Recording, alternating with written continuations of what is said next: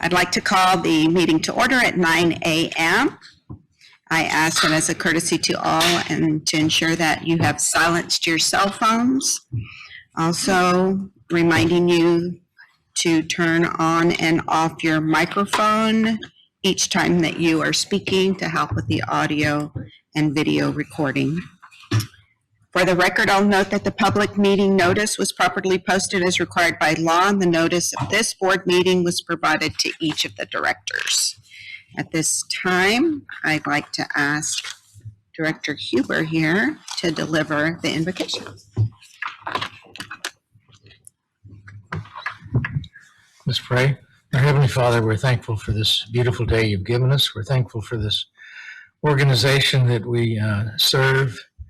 Lord, we pray that you would give us wisdom today as we make decisions which affect the water supply for the people of Texas. We thank you for the rain that you blessed us with and for the condition of our reservoirs now, and what blessing to start the summer off with so much water. So we pray that you would continue to bless us with enough rainfall and guide us as we do our work here today. In Jesus' name, amen. Thank you.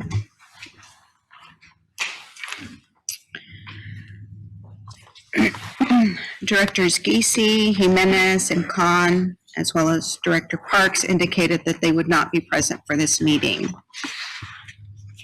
We've now reached the portion of the meeting where we've set aside time to hear from you, the general public. Those interested in providing comments by filling out one of the cards available at the receptionist desk will be called to approach the podium to make their comments at this time. And we have John Ashbury here to speak. Good morning. Good to see you again. We have 3 minutes, and Director Huber here will keep time. So when you're ready, we're ready. I don't think it's Is that on? It is on. I'm John Ashbury from Bell County, Temple, Texas. I have no conflict of interest.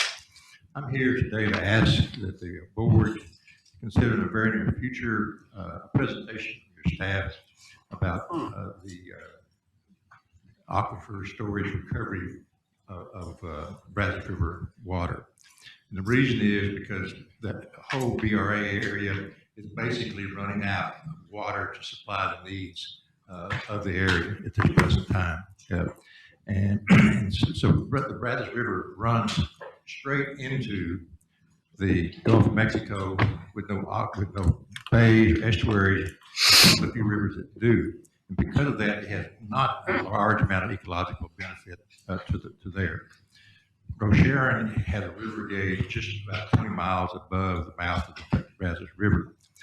And I looked at the mean value, which is the average value of the river at that point. Unfortunately, there were 3 different values I found, and these are all in cubic feet per second, from 13,000, 15,000, 19,000 cubic feet per second. When you average that out in acre feet per year, and we'll use the lowest one, it's 9.6 million acre feet of water goes from the Brazos River into the Gulf of Mexico every year. A water molecule that hits the Gulf of Mexico takes 3,000 years to evaporate out and come back. So it's a long cycle at this present time. The Brazos River Authority, if you look at your really nice piece of paper here, uses about 351,000 acre feet of water a year. There's a tremendous amount of water which goes into the Gulf of Mexico compared to how much you're using at this present time. The amount in an aquifer, there are three major aquifers in the Brazos River Authority, from the high plains all the way down to the Gulf Coast.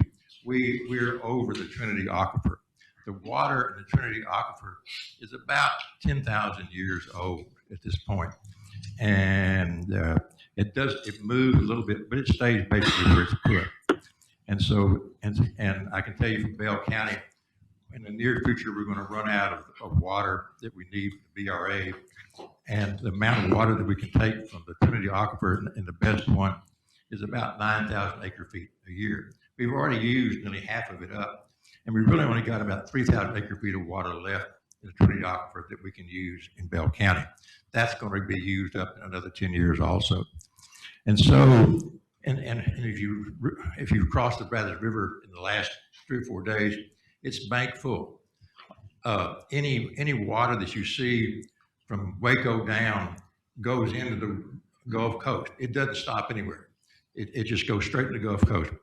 Some of that's needed again for some ecological benefit, but most of it just goes into the Gulf of Mexico. It's unused and could be used at this present time. We need to begin with the BRA, the individual underground water districts in the Region G planning district to create places where this water can be stored. You've got a few lakes on plan left, but that's not many. Your lakes are silting up. And so the best place you can put this water is in the aquifers underneath you. It stays there.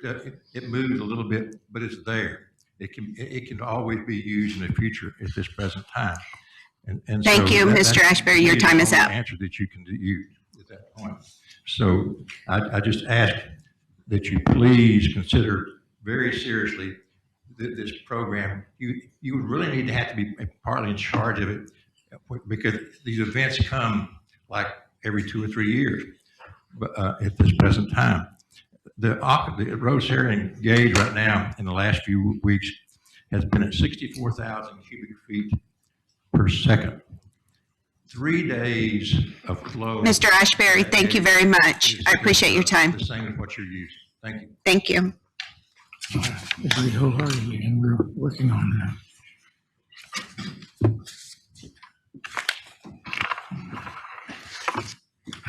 Seeing that there are no other public comment cards, we will move to the first agenda item.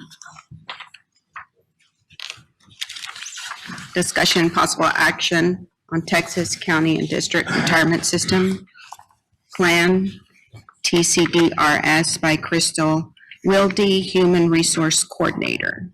Good morning. Good morning, Crystal. Every year, HR brings the TCDRS proposed employer contribution rate for the next calendar year. Included with your convened documents were the summer evaluation report and the plan year assessment, where all this information comes from, and it has the detailed background on this. Okay, next slide. So this is just a comparison between the year 22 and 23. The summer evaluation report and the plan year assessment are done through the end of the year 2023. As you can see, our funded ratio has increased slightly from 91.2 to 91.8%. There was a 4.6% increase in the number of plan participants. And our average age, although you can't see it here, it slightly increased. It went from 45.96 to 46.18. And our average tenure continues to decrease slightly. It went from 11.66 to 11.25. Okay, we can go to the next slide. Okay. Here, this is just a history of our BRA employer contribution rates, and we put a 10-year history on here for you. As you can see, our rates are fairly smooth over the last 10 years. We did have a jump in 2022 because they changed some assumptions that year, but the rates have leveled out again. And due to some investment earnings that were greater than the assumptions, the assumed investment return was 7.5%. The TCDRS board credited 10.5% earnings to our plan assessments and increased the system-wide reserves. And that can be used in the future to offset the adverse experience that we might see in the future. All the valuation calculations, including the required contribution rate, are based on the plan's funded status as of December 31st of 2023. Although the fund's investment earnings exceeded the assumed returns in 2023, the BRA's employer contribute is rising slightly because of changes in our demographics. That includes a slight increase in the age of the BRA participants and the number of retirees. In the age and the number of retirees, without an increase to the number of active participants. So on the previous slide, you saw we had the same number, 246. It didn't change. The required employer contribution rate will increase from 8.78 to 8.81, and that begins January of 2025. The financial impact to the proposed FY25 annual operating plan is a slight increase of approximately $4,300. TCDRS has proposed an employer contribution rate this year of 8.81%. And again, that will begin January 1st of 2024. And on the next slide, we will see a resolution.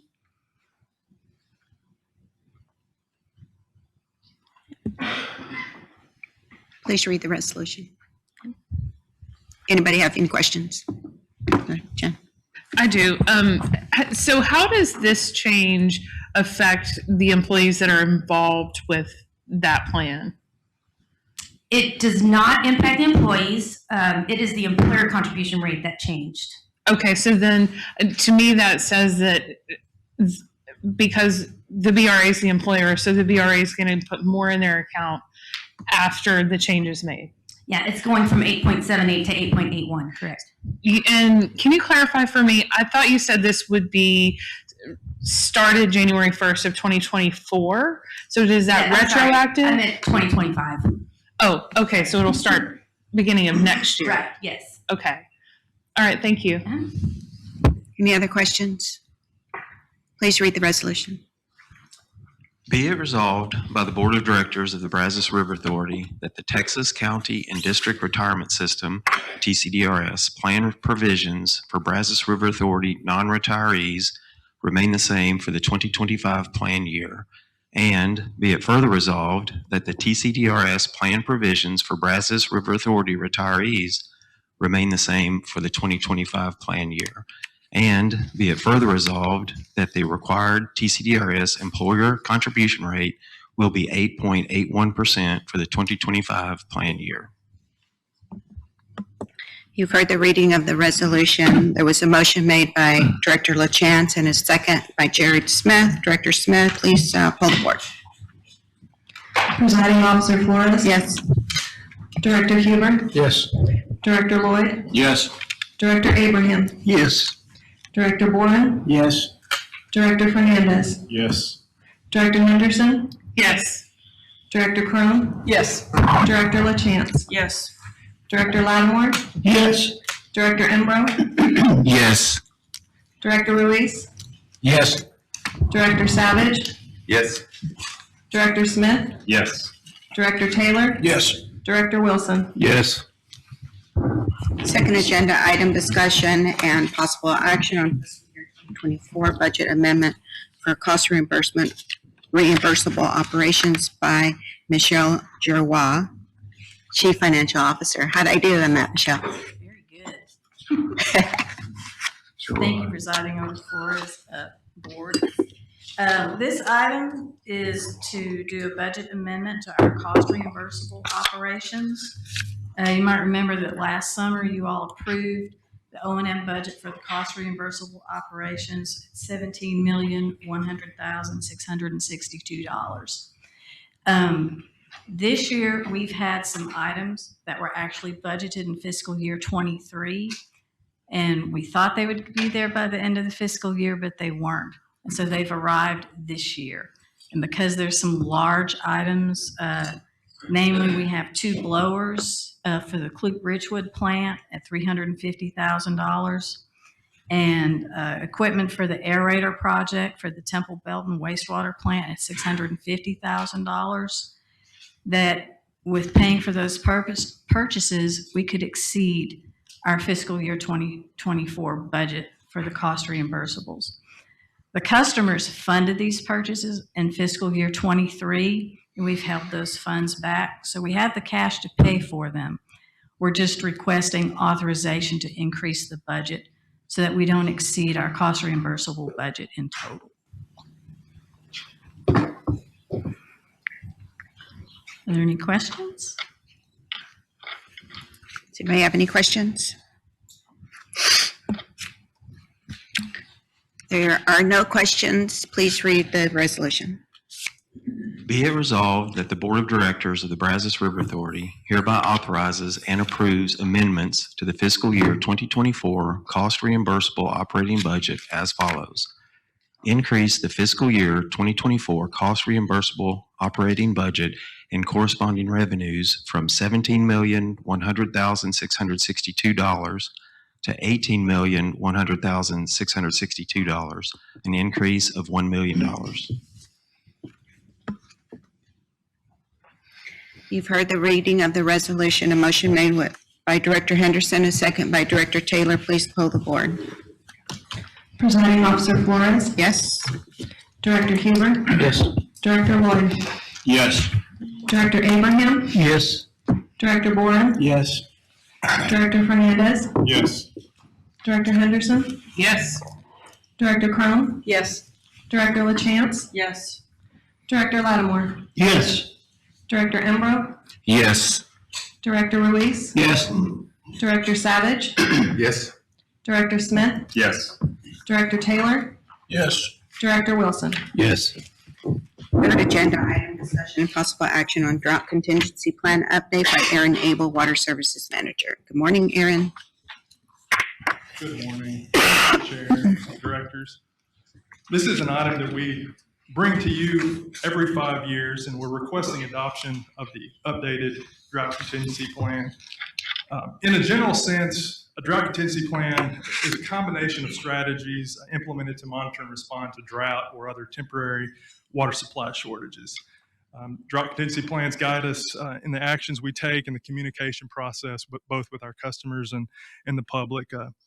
We did include our full proposed drought contingency plan in the convened materials. Let's see. So as I mentioned, drought contingency plans are required to be updated every 5 years. You can update them more frequently, but that's required by the Texas Administrative Code. Our last update was in 2019, so the updated plans are due this year.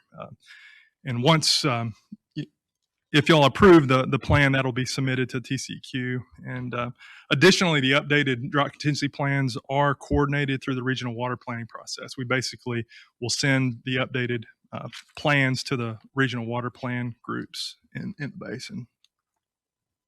So the process to update the drought contingency plan includes these steps. First, we went through a public comment period. As part of the process, the updated plan is posted on our website, and that you can see from April 15th to May 15th.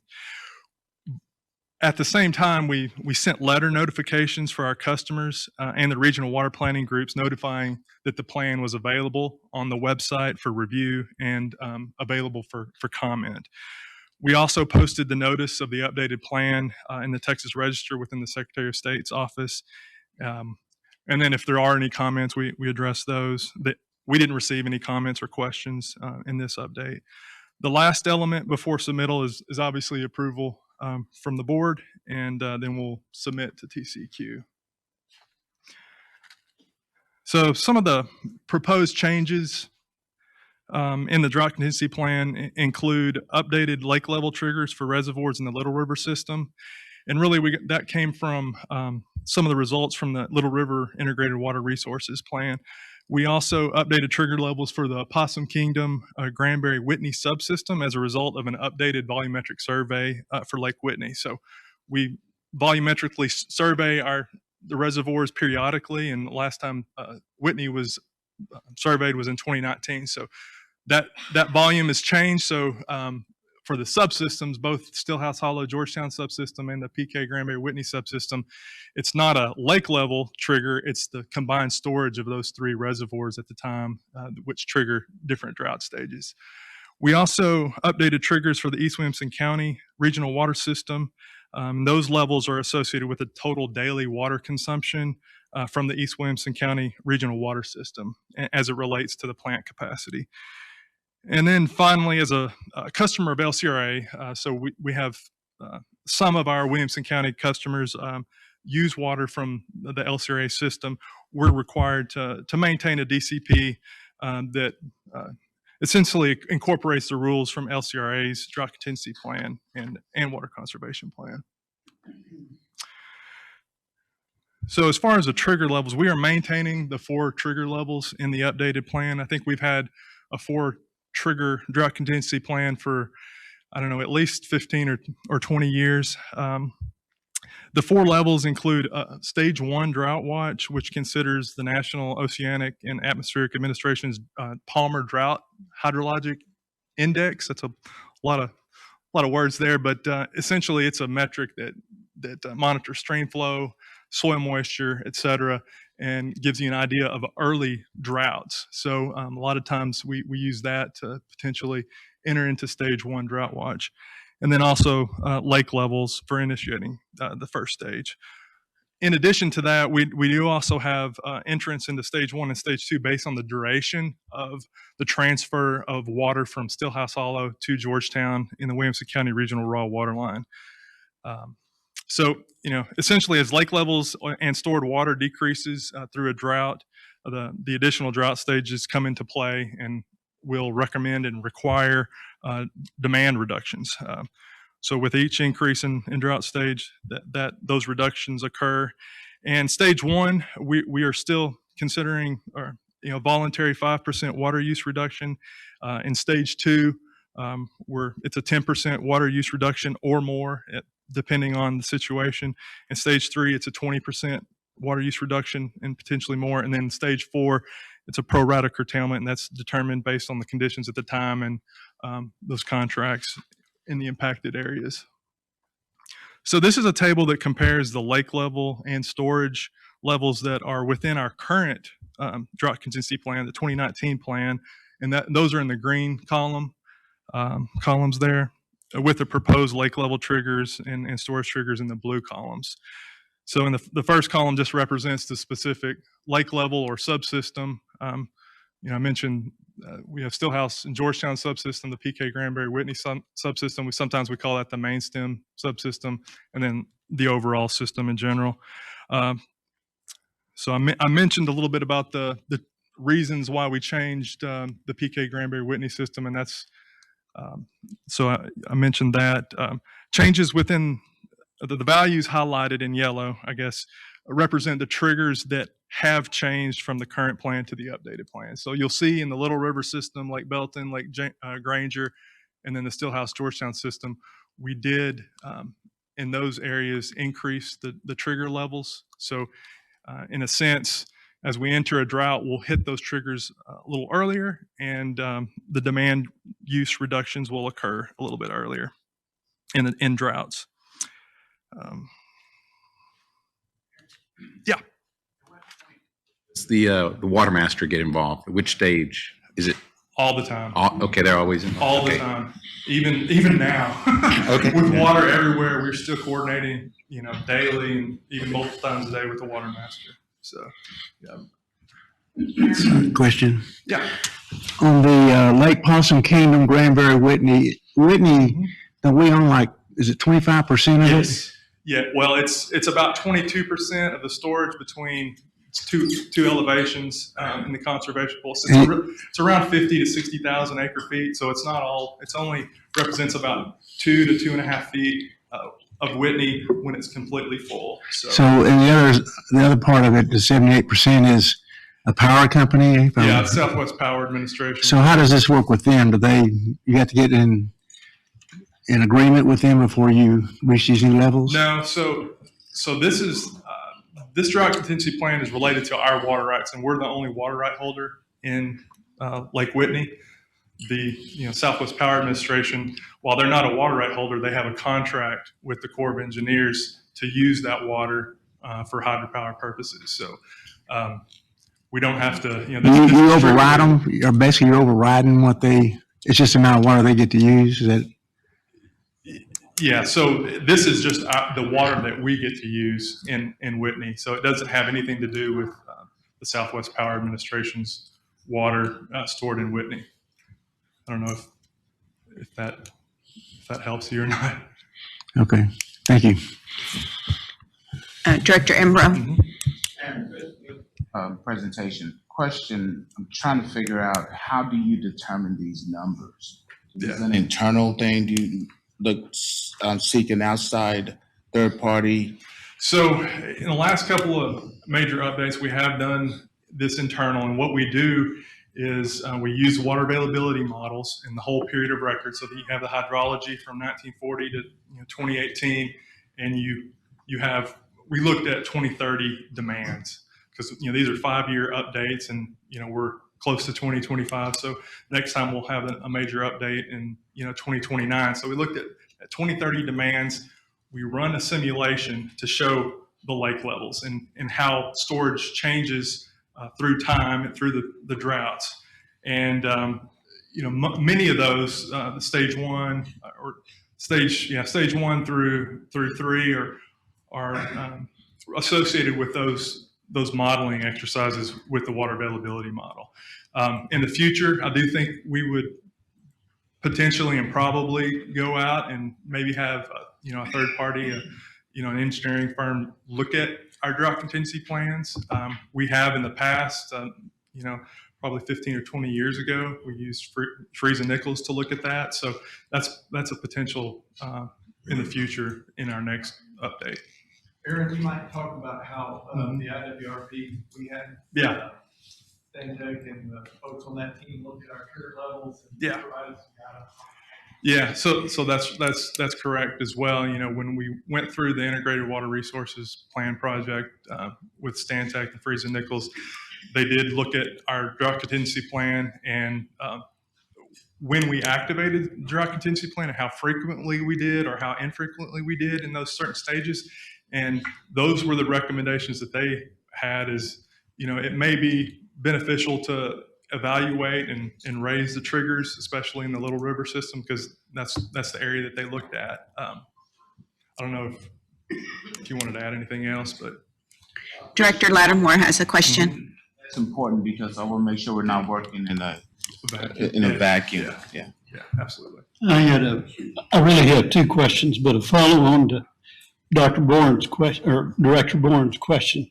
If the power company decided to generate power, they could take the water out of Lake Whitney, Yep. regardless of our drought contingency plan. Right. Is that right? Absolutely. Okay. Yeah, that's the federal Separate. process, completely separate with Okay. state, local. Yeah. Now to my question, when you talk about trigger levels, as part of the settlement way back years ago with Possum Kingdom Lake Association, there are a whole nother set of trigger levels having to do with water levels at Possum Kingdom, but those are not affected by this drought planning at all, are they? No, I think in that settlement agreement that had to do with non-firm use of water in the event that at some point in the future we would, do that. But there's nothing in that settlement agreement that relates to drought contingency. I didn't think so, but I just wanted to Yeah, clarify. sure. Thank you. Director Huber has a question. Aaron, say the main stem subsystem there, you're proposing 570,000 in two. Is that acre feet of water? Or what is that? Yeah, I apologize. So the levels in the individual reservoirs are lake levels. So that's feet above mean sea level, and that equates to a certain storage. But for the subsystems, the PK Granbury Whitney subsystem, the Georgetown Stillhouse subsystem, and the complete system, that's the combined storage of all the reservoirs within that subsystem or the whole system. So the subsystem is the combined storage of, Yes. you look at what's in each one. Yes. And if any one makes it go below that, then they're all three in the subsystem under Yeah, drought so- contingency? In the event that, the storage levels combined with PK, Granbury, and Whitney drop to, 570,000 acre feet or lower, we would enter stage 1. So there could be a multitude of combinations of ways you could get to 570,000 acre feet, depending on water stored in Possum Kingdom versus Granbury versus, Whitney. Obviously, Possum Kingdom is the largest reservoir in that subsystem, so it's going to drive, what happens as far as the entering drought.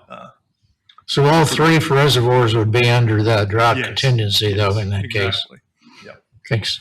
Aaron, I have a quick question. Mhm. So for the end user, our customer, Mhm. so how do they use our plan, or do they use our plan to help establish Yes. their plans? So, I should have mentioned this, but we're a wholesale water provider. for both raw and treated water, East Williamson County. So many of our customers have their own customers, and some of those customers have their own customers. So we're at the top of the line as far as providing the raw water, or in the case of East Winston County, the treated water. But those individual customers of ours, we have language in our contracts that require them to adopt our drought contingency plan in their drought contingency plan as far as triggers and whatnot. And some of them are different, but when we go into say stage 2 and it's a 10% water use reduction, we're requiring our customers to do whatever they can to reduce their water use by 10% in the absence of drought Thank you. conditions. So there is that component, and thank you for bringing that up. Nice, healthy discussion and lots of good questions. Thank y'all very much. Aaron, you want to go ahead and continue? Yeah, I have just a couple more slides. I mentioned the East Williamson County system, and those are based on the consumption of treated water and the treated water production capacity at the East Williamson County plant. For stage 1, the daily water consumption, if the daily water consumption reaches 85% of the rated plant capacity for 3 consecutive days, that's what would trigger a stage 1 drought watch. And at stage 2, it would be 90% of, if the water consumption reaches 90% for 3 consecutive days, and then 95% for stage 3. So I mentioned we didn't receive any written comments or questions during the public comment period. And, if y'all approve the updated plan, we'll be submitting that to TCQ and the regional water planning groups prior, as soon as, later in the next couple of days. And, I'll be happy to answer any questions, and we do have a resolution. I think we had all of our questions answered. Please go ahead and read the resolution. Be it resolved by the Board of Directors of the Brazos River Authority that the Drought Contingency Plan, as presented at the May 20, 2024 Board of Directors meeting and prepared in conformance with the requirements of Texas Commission on Environmental Quality, is hereby adopted and supersedes the Drought Contingency Plan dated April 29, 2019, and be it further resolved that the General Manager CEO is directed to submit the adopted Brazos River Authority Drought Contingency Plan to the Texas Commission on Environmental Quality. You've heard the reading of the resolution, a motion made by Director Crone and a second by Director Lattimore. Please poll the board. Presiding Officer Flores? Yes. Director Huber? Yes. Director Lloyd? Yes. Director Abraham? Yes. Director Bourne? Yes. Director Fernandez? Yes. Director Henderson? Yes. Director Crone? Yes. Director LaChance? Yes. Director Lattimore? Yes. Director Embro? Yes. Director Ruiz? Yes. Director Savage? Yes. Director Smith? Yes. Director Taylor? Yes. Director Wilson? Yes. Agenda item number 4, discussion and possible action on water conservation plan update by Aaron Abel, Water Services Manager. So this is a similar item to the drought contingency plan update. Many times the general public may get confused about differences between drought contingency plan and water conservation plans.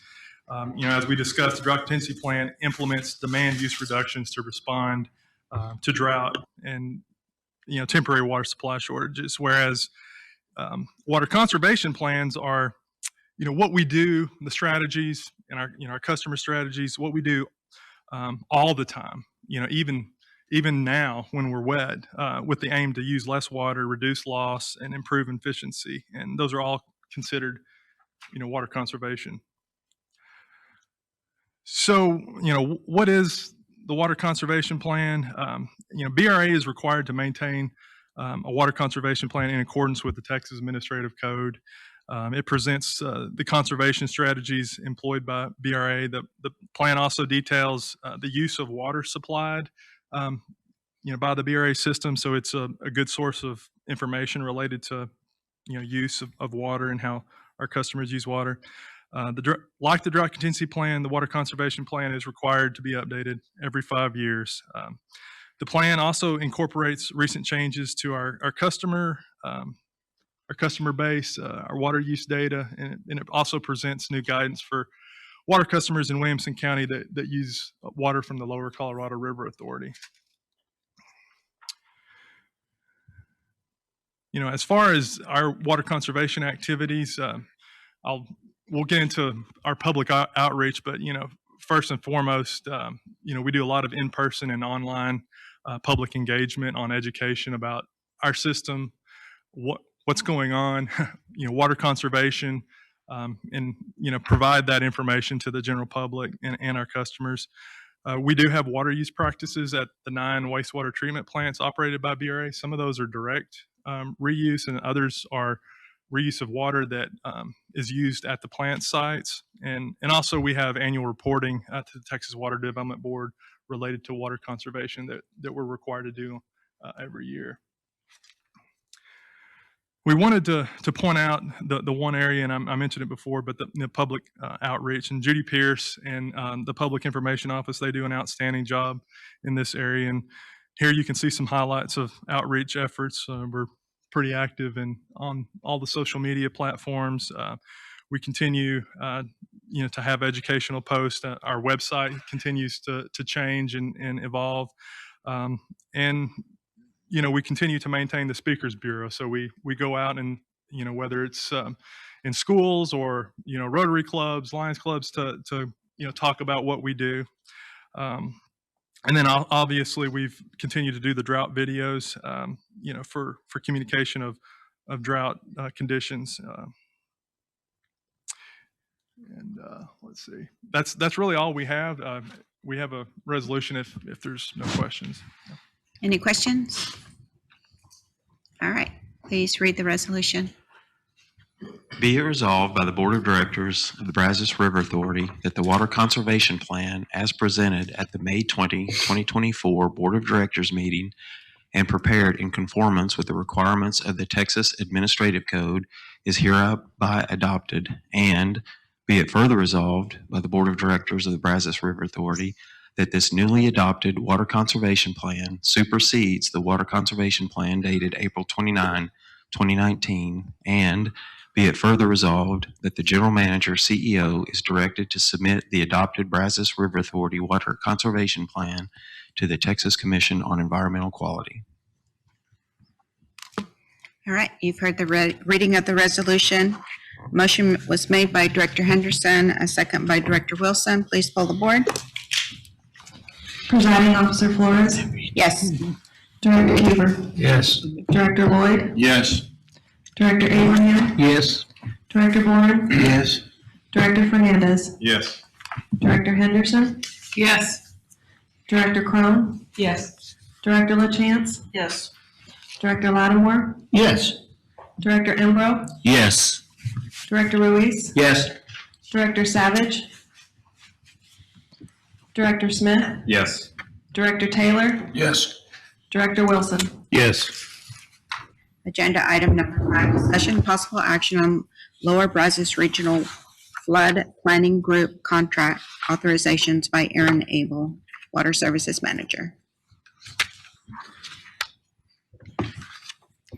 So in this item, we're seeking authorization to enter into and execute a regional flood planning contract with the Texas Water Development Board to accept grant funds in support of the Lower Brazos regional flood planning activities for the second cycle of regional flood planning. We went through the first cycle of regional flood planning, and now we're starting the second. Additionally, we're also seeking authorization to negotiate and execute a professional services agreement for an amount of around $2.5 million for a technical consultant on behalf of the Lower Brazos Regional Flood Planning Group to prepare the 2028 Lower Brazos Regional Flood Plan. BRA continues as the administrative agent and sponsor to the Lower Brazos Regional Flood Planning Group, and executing the regional flood planning contract and the professional services agreement are some of the duties that are on our radar that we need to do as far as the administrative agent and sponsor. So We do have a resolution, but I can answer any questions if there are any.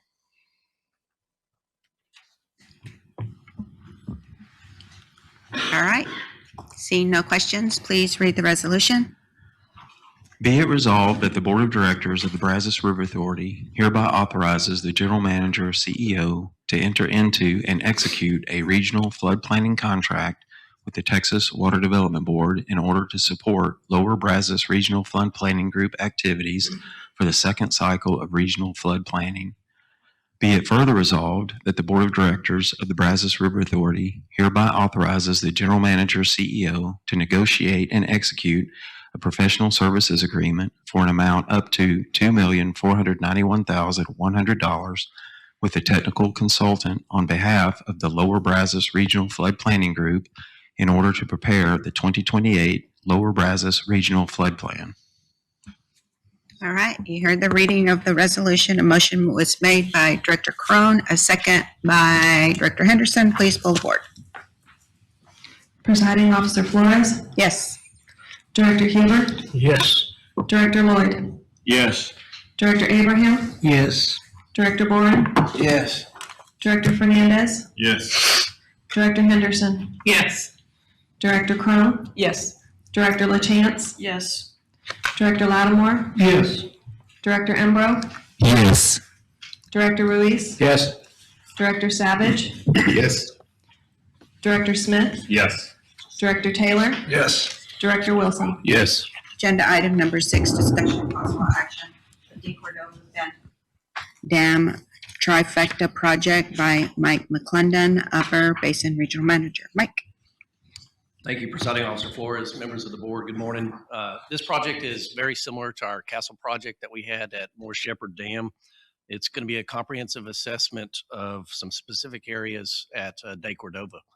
The information that we gather from this undertaking is going to be invaluable as we seek to further extend the useful life of our infrastructure. So the project, there's 3 components associated with the proposed work. We have first the stop log hoist system. We're going to look at this and try to determine and understand the best approach to replace the existing trolley that we have that was from the 1950s. That trolley can no longer reliably and raise and lower the stop logs that go in front of the gates. Those stop logs are used, we place those in front of the gates whenever we're doing maintenance or inspection activities.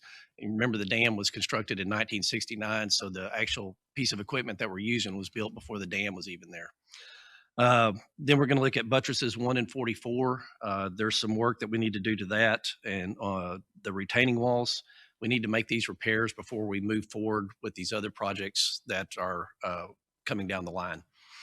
And buttress 1 and 44 is really just kind of a strengthening of those buttresses to where we can drive over those buttresses and work in those areas. And so we need to do that. Design and construction of that will be sequenced in the subsequent phases that I'll talk about here in a moment. Then we're going to look at doing a comprehensive assessment of the Tainer gates and then also the Tainer gate hoist system. This is going to include a structural evaluation, and then we're also going to look at the feasibility of downstream platforms. The platforms would be on the backside of the dam. This would allow our maintenance folks easier access to perform maintenance behind the dam. We're going to look at that if that's an option. And then we're also going to look at adding freeboard on the top of the gates, looking at maybe 2, 3, 6 inches so at the top of the gate, if we extend the gate up 2 to 6 inches, that might give us some additional time whenever we have flood operations. And it also stops some of the overtopping of the gates when we have high winds that come down the lake and you start seeing splashing over on the backside of the dam. So those are the 3 components. Walter P. Moore is the principal engineer that we're looking at contracting with. They've partnered with Gannett Fleming and several other firms to provide the information necessary for us to make informed decisions.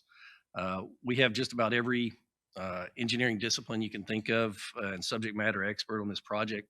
We're going to be looking at civil, mechanical, structural, electrical, geotechnical, chemical. We'll have corrosion folks, communication folks out there. We'll be doing materials testing, and then we'll be doing a cost constructability analysis to determine how to proceed. We also have divers, LiDAR, and some survey work. So it's very comprehensive, very in-depth looking at the structure. And then after phase 1, we'll go to phase 2 and phase 3, which is design and construction. And these are just some of the project team that we have proposed to work on the project. We'll also be doing work that includes non-destructive examination of the buttresses, the piers, the bridge deck, the retaining walls. Similar to the Castle project, we'll do GPR. GPR looks at the cover depth of the reinforcement. It also shows concrete thickness and also voids.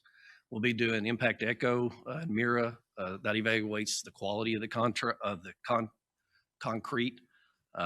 So it'll tell you if there's any voids or honeycombing in the concrete. We'll do hammer sounding that will look at the extent of the near surface delamination, if there's any delaminations in the concrete. We'll also do high resolution imagery that'll allow us to quantify the surface defects and also be able to access hard to reach areas. We'll also be doing some of the materials testing. So we'll be doing coring, we'll be doing 4-inch cores and 6-inch cores. Some of the tests that we'll be doing there is ASR. We'll also be looking at the mix design. So whenever the concrete was initially poured in '69, we'll take the core and we'll be able to look at that and see how it compares, how it's stood up over the years, over the 55 years.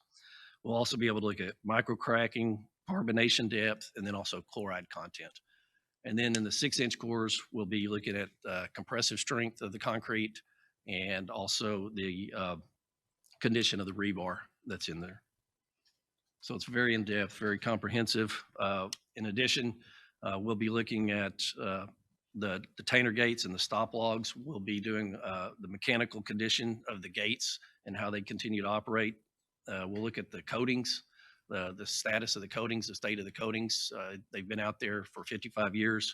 We have maintenance and we did general recoating, I guess, about 10 years ago, but we'll look at the status of the coating work, and then we'll also look at the thickness of the steel on the gates. We'll also be doing a LiDAR survey. We'll use that to compare against the record documents, and that'll be important as we look forward for future design and construction drawings. So these are the primary tasks that are associated with the assessment. And then also in the middle column, you can see the duration that it'll take to do each task. Some of the tasks are going to be performed concurrently, but overall it'll take about 16 months to do the assessment. And on this slide, you can see the other two phases are associated with it. The total cost you can see right here is $3.4 million. Much like the Castle project at Possum Kingdom, the condition assessment, where we're conducting the materials testing, it's the most expensive component. It was in the Castle project as well. But this is also the most critical data that's going to be used to understand the condition of the structure and what areas that we need to focus upon. Like I said at the beginning, this project's going to be, or this data will be invaluable as we continue to move forward with the projects, the upkeep. Yes, sir. How many engineering proposals did you receive on this project? 4, and we interviewed 3 firms. What was the question, Director Ford? What was the question? How many engineering proposals did they receive? Yes, there were 4, and we interviewed 3, and Walter P. Moore was the one that we selected. Have you worked with them before? Yes, sir. And they worked on both dams. Okay. Thank you. Director Lattimore? Maybe I'm not remembering correctly, but hadn't we already done a bunch of work on the Tainer gates and the hoist platform at De Cordova? We've recoated the Tainer gates. That was about 2004, 2006 timeframe. But Was it? We have a big project at Sterling Robertson. Okay. Right now Okay. that's ongoing. And The Tainer gates. And we hadn't done anything on the buttress or the piers No, sir. at De Cordova? No, sir. So this is all new work? Yes, sir.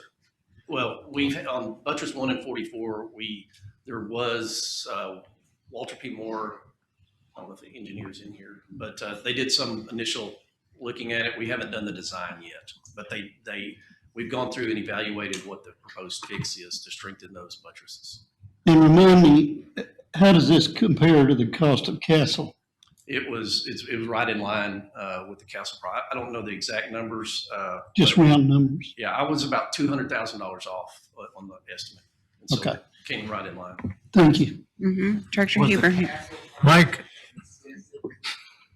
Yes, sir. It actually took about 3 or 4 years to complete. It was extensive. Okay, and Mike, this is just an assessment. This is not a design or No, anything. that was in the subsequent phases. I'll get that to work, but yes, sir. You're correct. Mike, Yes, sir.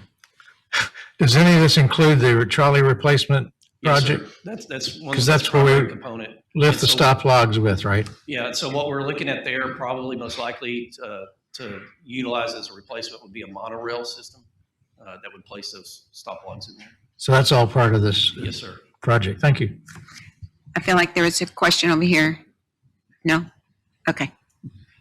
All right, and my next was, I had a proposed resolution. And you can see I've added 10% here for contingencies. I'm hopeful we don't get there, but when you start poking around old infrastructure, you might have something else that you need additional testing or additional examination. Did you have a question? A comment. Okay. Maybe Mike, just a quick comment. So I appreciate these type of projects. It appears to be well thought out through the phases and the risk analysis. We think about the decisions we're making on this board in terms of water management for the state. I look at these type of projects that when we do have flooding, like what we've just gone through, that you want to have confidence that the dam is going to perform as designed, and you have confidence that, you know, that you can manage that water for the safety and betterment of all. So I appreciate these projects. That's a great comment. Nice comment. All right, please read the resolution. Be it resolved that the Board of Directors of the Brazos River Authority hereby authorizes the General Manager, CEO, to execute a professional services agreement with Walter P. Moore to perform engineering services for the Day Cordova Bend Dam Trifecta project in an amount not to exceed $3,808,886. A motion was made by Director Wilson and a second by Director LaChance. Thank you for reading that resolution.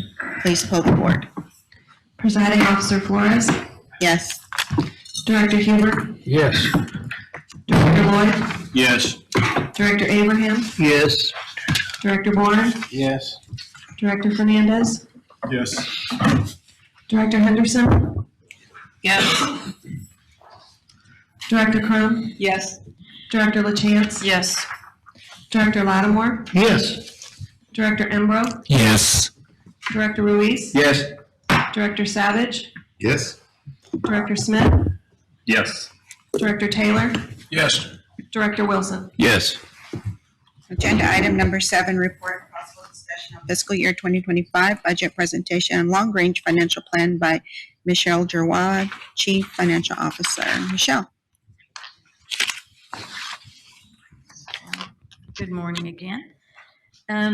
This is going to be a preliminary look at our fiscal year 25 annual operating plan that we're going to bring you in July. And also kind of an overview of our long-range financial plan and also the model that we use that goes into building it. Does that, let's see. There we go. Okay, I'll learn how to use this. So we'll start off with our annual operating plan, and we'll go over some of the assumptions that are on the expense side of building that plan for next year. There we go. Okay. So we're looking at an employment cost index increase of 2.5% and a merit pool of 3%. Our health insurance costs are going up 23% next year. Our HR department has done an excellent job in the past. We've kept those costs down, but I think next year we're going to have to do a little bit of catch up. So we're seeing an increase there. It also includes in adding 5 full-time positions to our staffing levels. Our share of the O&M expenses for our storage space in the federal reservoirs is going to be $6.2 million. That's a $1 million increase from fiscal year '24. This also includes a one-time increase of $177,000 for what they call RR&R, some improvements that they're doing at Lake Georgetown. We're also seeing an increase in our professional services expenses. We have our SysOps WMP update, which happens once every 10 years. And so we're beginning work on that. It's due in November of '26. We also have some dam inspections and surveys. So total professional services expenses will be increasing about $3.1 million.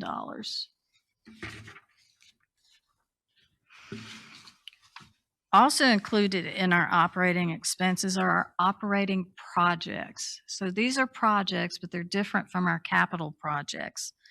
They're multi-year projects. They're mostly studies and assessments, like Mike was talking about with the trifecta. Some of them are some larger repairs and replacements that won't be capitalized, they'll be expensed. And we pay for these out of our current revenues. And so you can see in this column, this is what we have planned for 2025 for a total of $7,075,000. And also what we have planned out for the next 4 years after that. Question, are these ongoing projects?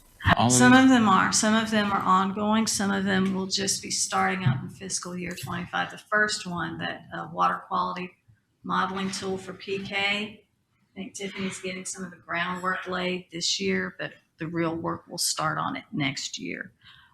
Things like the, the Lake Whitney reallocation study, that's ongoing. That's started this year, ongoing next year. So it's a mix. Thank you.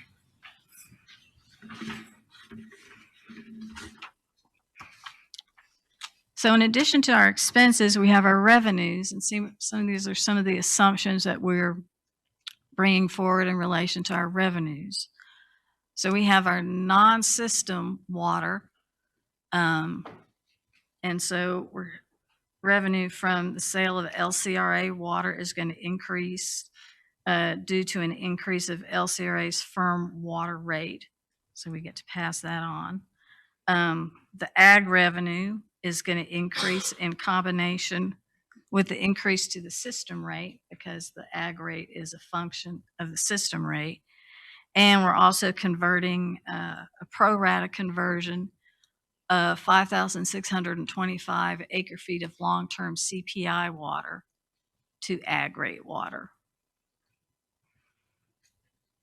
And then we have other revenues that are not water sale related. Our interest income is expected to increase $1.8 million due to higher than expected cash balances and favorable interest rates.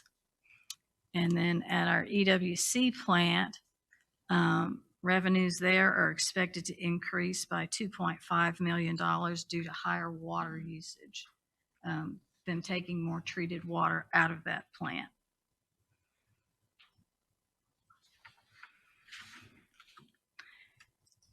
And so once we have all our revenue and expense assumptions, then we can move on to our system rate calculation.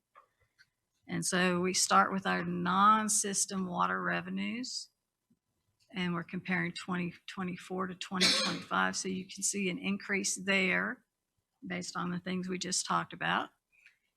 And then we subtract our expenses, and we have our regular O&M expenses, which include salary and benefits and professional services. We have debt service that is subject to coverage, and we have debt service that is not subject to coverage. And then we have our operating projects that we looked at that list a little earlier. And so that gives us our total water supply expenses.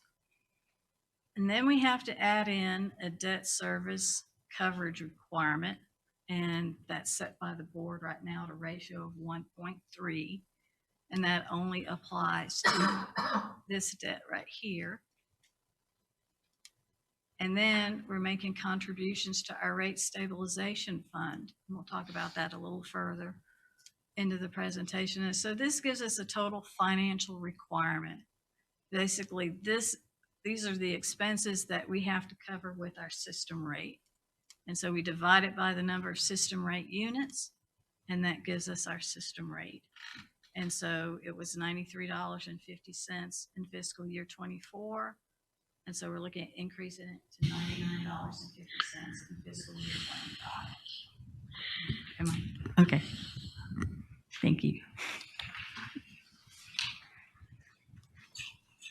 And so this slide is just showing a composition of what the system rate is paying for. And so you can see fiscal year 24 and 25. The largest part of it is our operations and maintenance expenses. And then we have our debt service, and then our operating projects. And that little yellow sliver is our coverage. And then the green sliver is what the system rate is contributing to the rate stabilization fund.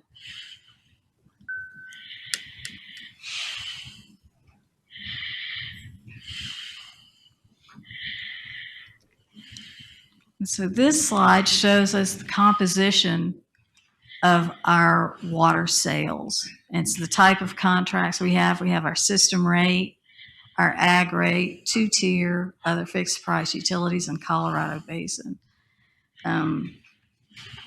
You can see the increase in the system rate units from 477 to 481.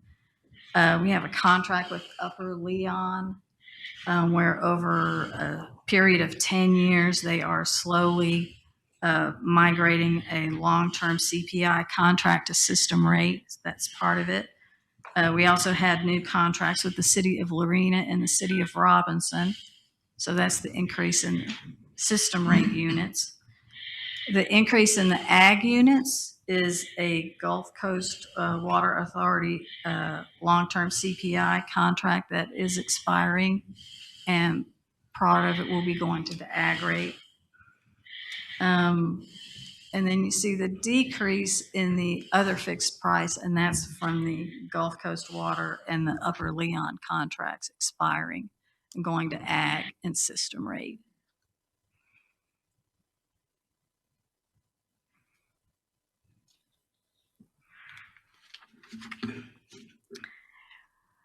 This shows our contract conversions over time. It shows not only the composition of what's in our system rate right now, sorry, this will think it's away for 2025, but then what happens out in the future.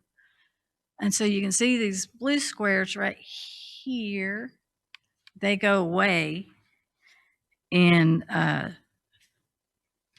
let's see, when is that? Yeah, they go away in 2030. That's the utility rate water that we expect to convert to system rate water. And then you can see the little bump right here in water, and that's when we expect perhaps we'll have some water from the Lake Whitney reallocation come in and be new water. This bump right here is when we expect the Allens Creek new water to come into the system. And then we have a little bump right there, which is Lake Somerville in 2047.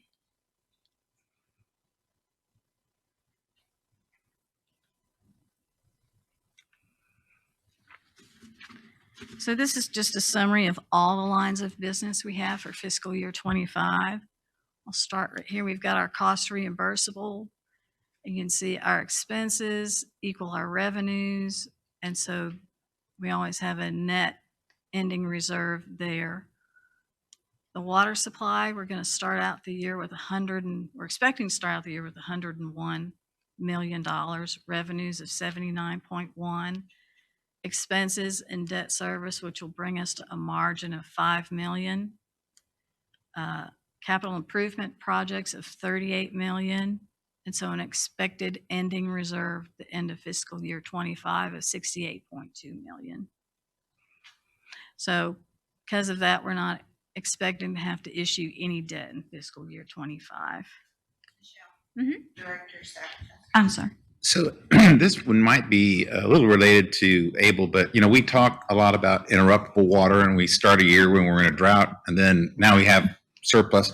How does that work its way into our budget calculations? Is it just kind of set aside, or?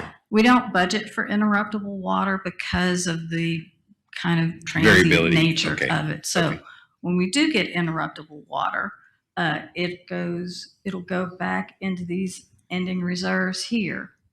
And so when we start out the next year, our beginning reserves will be higher. Okay. That money helps increase our rate stabilization fund. It'll probably help us maybe put off a little longer when we have to issue debt. Okay. Thank you. Director Lattimore has a question.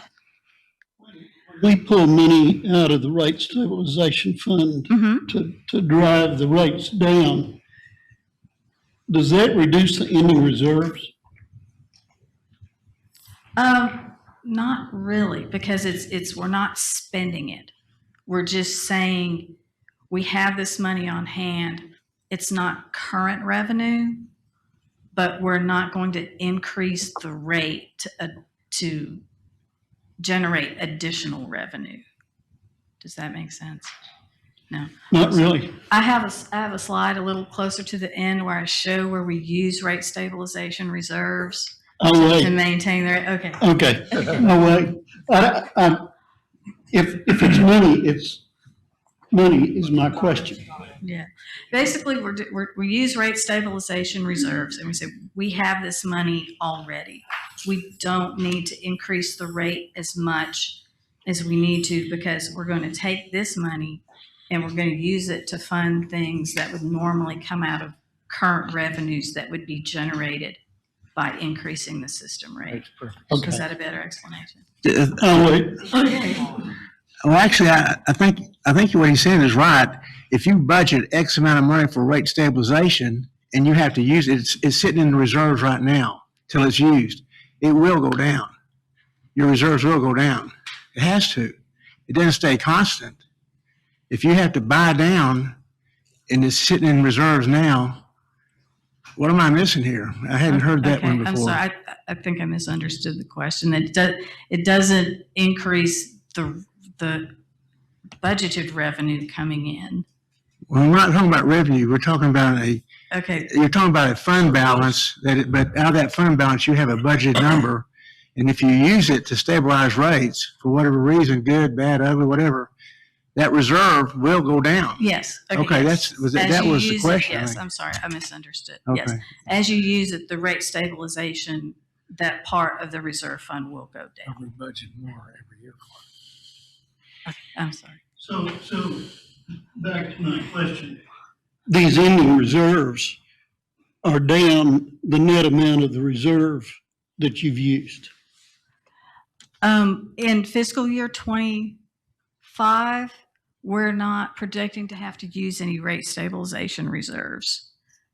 We are actually, you can do two things with rate stabilization reserves.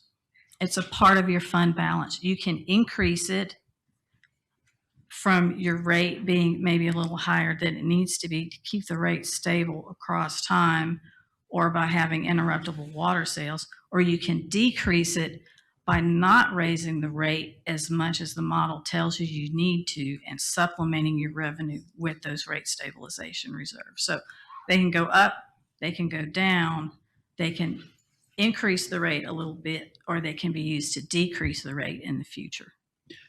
Maybe, I'm sorry, I don't mean to belabor the point. Maybe I misunderstood what you were saying a moment ago, but I understood that you were going to use rate stabilization funds to keep from having as much of a rate increase as was indicated, so that we were essentially taking money out of the rate stabilization fund to Let me decrease back the up a amount of little the bit. increase. Not for 2025. In 2025, these are increase. These are rate stabilization reserve contributions. So this is money that we're putting in the rate stabilization fund. So it's not, it's a positive. It's a positive.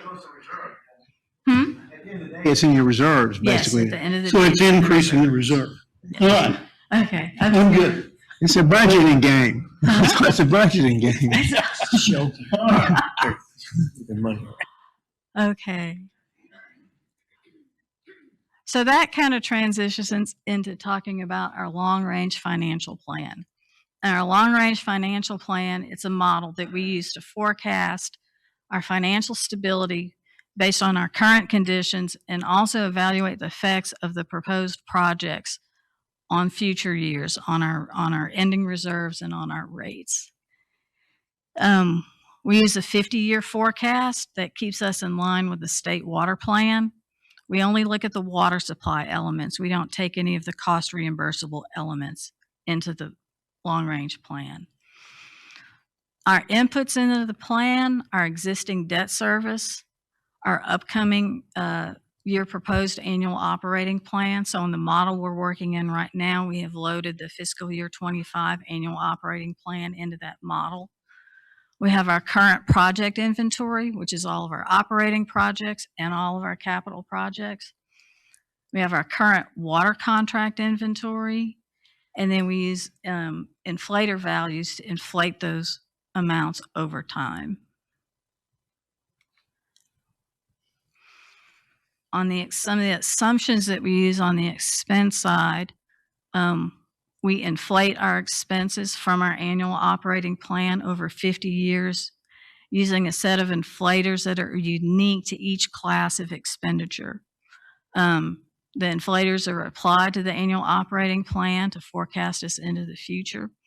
We reevaluate those inflators every 5 years to make sure that the expenses are that the model is getting us where it needs to be. We evaluate where we said the 2025 model was going to be in 2020 and what did it say in 2019 and 2022, and are those inflators following true to the way expenses are actually moving.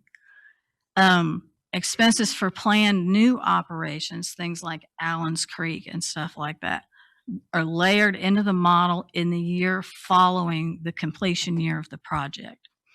We also make manual adjustments for future events that we know about.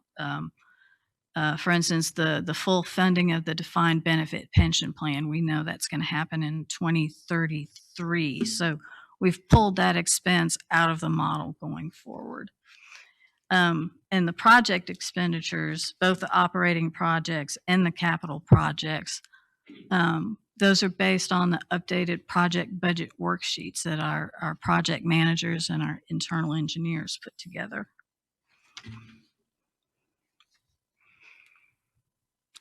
And so our 5-year capital plan right now looks like this. And you see we have the extension of some ongoing projects, and then we have the beginning of some new projects. And so you can see from 2025, for 43 million, that we go up substantially over the next few years. And that mainly has to do with Allen's Creek, East Williamson County, and our Bell House Drought Preparedness Project. We revisit these project budget worksheets every year. So anytime we get new cost estimates or adjusted timelines, these numbers will get adjusted every year.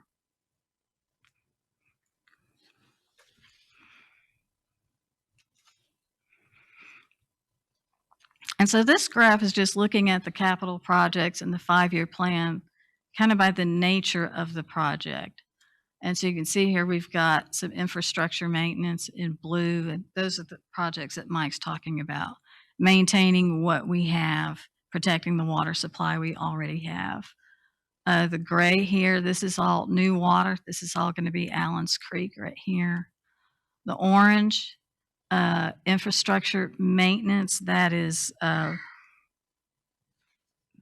mostly Bell House and East Williamson County. The yellow is water distribution. Those are improvements we're doing on our Williamson County Regional Raw Water Line.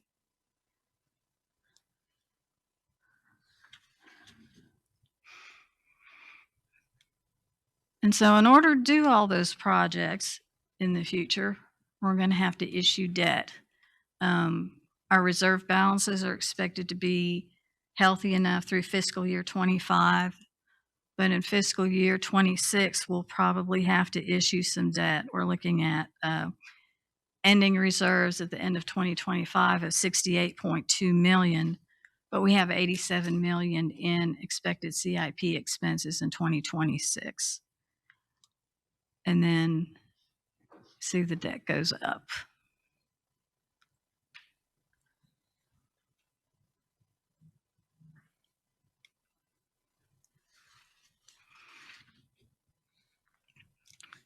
And so for forecasting, we look at, we make some assumptions about our revenues. We assume that almost all of our non-system water supply revenues, they're based on our existing contracts. We assume that most of them will convert to system water contracts upon expiration. We assume that our ag contracts will renew as ag contracts at 70% of the system rate. Revenue for new water created by projects is assumed to be sold at the system rate in the year following the completion of the project. So things like Allen's Creek and Lake Whitney that are creating new water. The year that project's supposed to be complete, we're picking the revenue for those up in the next year. So once we have all the expense and non-system rate revenues in the model, then we have to begin the process of balancing the model. This involves adjusting the system rate, issuing new debt, or utilizing rate stabilization reserves to make sure that we're meeting all of our financial tests here. We have to meet a debt service coverage of at least 1.3.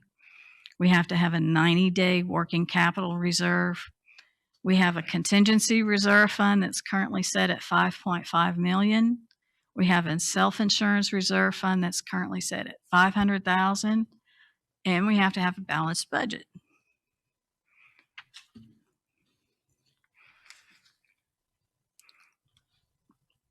And so taking all those into account, these are what our ending reserves are expected to look like through the next 10 years.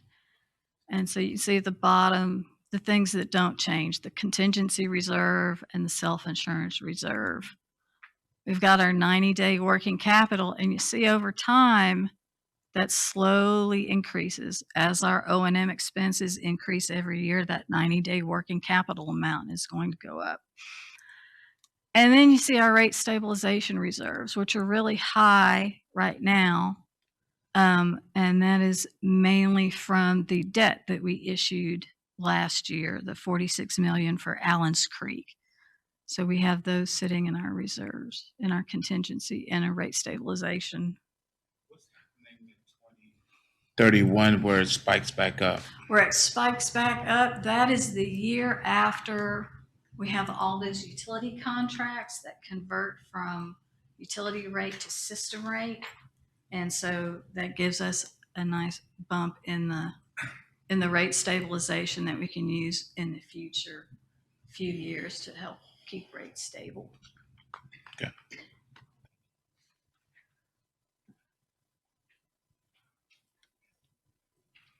And so this is the slide I was talking about with the rate stabilization reserve. So you can see our goal is to keep the system rates from having large spikes. And so in each of these years, 27, 28, 29, and these years, we're going to be utilizing this much in millions of our rate stabilization reserve, and it reduces the rate by this much. So you can see it's not significant. In 27 and 28, we've got a lot of capital projects planned. We're going to have debt service coming online, and we have to get ourselves through a little bit of a hump until we have some utility contracts that convert to the system rate in 2030. So we're going to use rate stabilization these 3 years to keep the rates from spiking.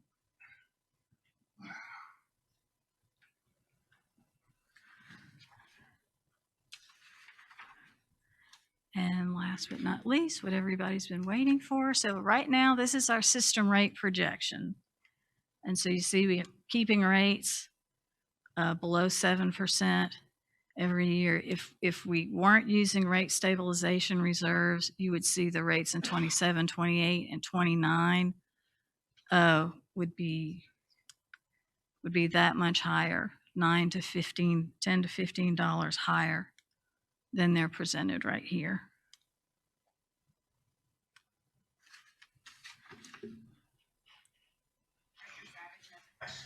Okay. Michelle, so you mentioned that it seems to be pretty significant in 2030 that these utility waters are going to switch. What confidence do we have? You know, do they have other alternatives, or they've already agreed in the future to do it, or that's a. I think we've sort of just begun, or we're just talking about beginning discussions with them. I believe if they it's our don't plan. use all the water, if they decide they want to give some of it back, I'm pretty sure we'll find somebody who would be willing to purchase it. Okay. Yes. How does, refresh my memory, how does this projection situation compare to what we were doing, what we projected a couple of 3 years ago to our customers? For the next, looking at last year's wrong button. I'm gonna get used to this. These years, in the last projection, we showed the customers that because we only went out 5 years, these are pretty much in line with what we had shown them. Because we gave that information to our customers and they're budgeting based Yes. upon that. Yeah. And we need to be, if possible, not doesn't have to be, but if possible, we need to keep it as close to that projection as we can, because so we don't surprise them with Yes, agree. And so, so these are at least through 2020. I believe we had shown them through 2029 or 2028. And so these are within a few cents, right what we had shown them. Perfect. And then, in the future, again, we're keeping the increases all below 7%. I think that's excellent. Good job. And so the only outstanding items we have before we bring you the budget in July, we have budget meetings with our cost reimbursable customers. That won't really affect this presentation, but will affect the cost reimbursable side of the budget. All those meetings should be done by June 16th. If we get any substantial information about any of the capital projects, if anything drastic changes in price or timeline, we still have a little bit of time to work that in there. We're going to have our water customer meetings in June, where we'll be presenting these rates to them, and we will have it all final and bring it to you all to look at and hopefully adopt in July.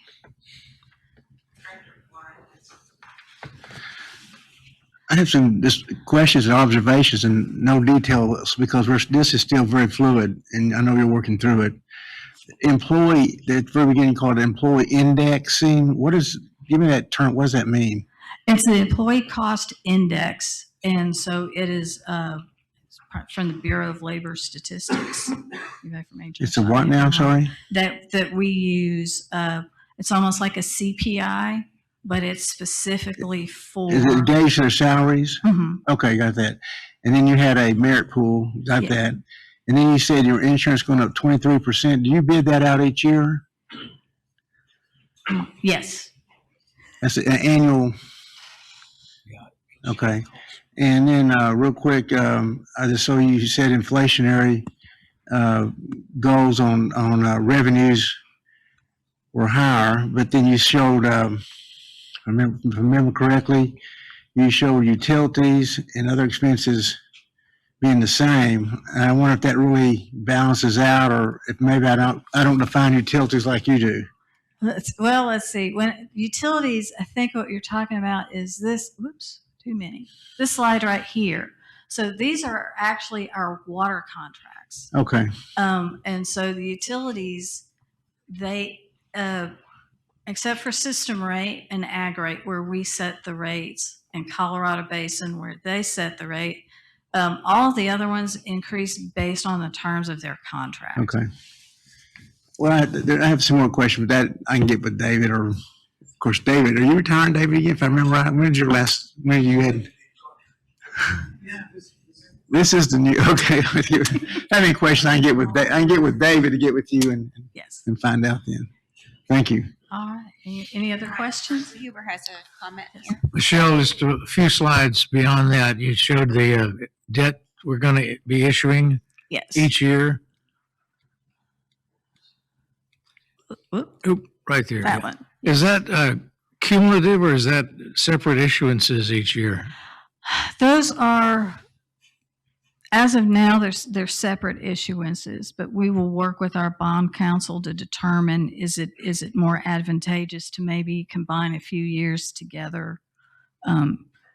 We're hoping to do a lot of it through the Water Development Board, and so it kind of depends on their timing and what they have available. And interest rates and so forth. Yes. Thank you. All right. All right. Thank you for your time. Thank you, Michelle. Before we go on to agenda item 8, we will take a 15-minute break.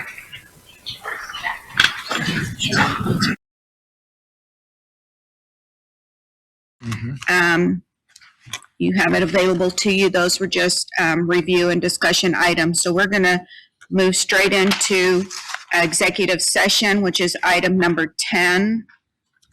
The Board of Directors will conduct a closed meeting and executive session on the following matters: to consult the attorney regarding the Lake Granbury Low Flow Gate project, and to consult with the attorney regarding potential litigation with respect to the Lake Granbury Low Flow Gate project pursuant to the authority granted by Section 551.071 of the Texas Open Meetings Act, codified by Chapter 551 of the Texas Government Code. If you are not specifically involved in the presentation of the first executive session agenda item, please excuse yourself from the boardroom at this time. With each executive session agenda item, time will be allowed to clear the room and call the next presenters. We ask that the public please wait in the break room in order to keep the hallways clear until the executive session is finished. Directors hereby reconvenes into open session at 11:39 a.m.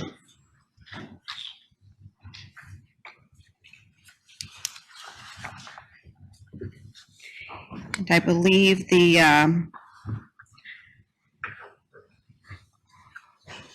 board has a resolution to consider. Please read the resolution.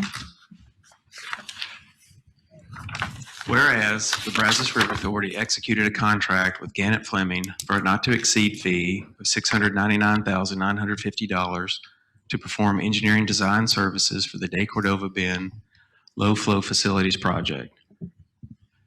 Whereas the Brazos River Authority executed a contract with Marine Diving Solutions for a not-to-exceed fee of $1,990,750 to perform construction services for the De Cordova Bend Low Flow Facilities Project, which price was decreased by change order to $1,937,150. Whereas an inspection of the project work discovered issues associated with the manufactured gates provided to the Brazos River Authority pursuant to a settlement agreement with Hydrogate, and the installed gates must be removed and replaced. Now, therefore, be it resolved that the Board of Directors of the Brazos River Authority hereby authorizes the General Manager, CEO, to execute a contract amendment with Gannett Fleming Incorporated to perform engineering services up to and including review, design, RPR, and construction oversight for the De Cordova Bend Low Flow Facilities Project in an amount not to exceed $361,900. Be it further resolved that the Board of Directors of the Brazos River Authority hereby authorizes the General Manager, CEO, to execute a contract change order with Marine Diving Solutions, LLC, to perform additional construction and remediation services for the De Cordova Bend Low Flow Facilities Project Dam in an amount not to exceed $1,500,000. You've heard of the reading of the resolution. Dr. Ruiz is making the motion, and a second made by Director Savage. Please poll the board.